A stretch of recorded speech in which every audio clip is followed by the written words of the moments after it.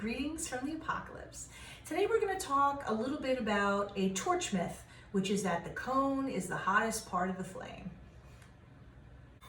So I use an acetylene tank in my studio at home and my studio in the city with atmospheric oxygen, which is just like a fancy way of saying that there's no extra oxygen tank. Any kind of gas that has an extra oxygen tank is going to get up to a much higher temperature, which, like if you're working in platinum or you're doing repairs and you want to use those like tiny little like pencil tip flames that are still very, very hot, you're going to need a tank with an extra oxygen like booster, so to speak.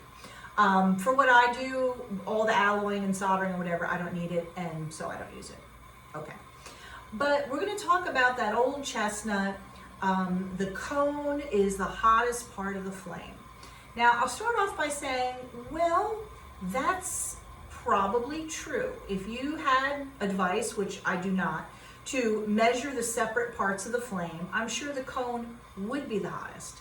But the problem with that is that people then say, okay, the cone is the hottest.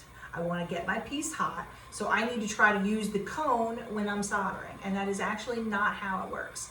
When you're holding a torch, let me use my tweezers because I don't really want to stick my finger in there. All the heat is going toward the end.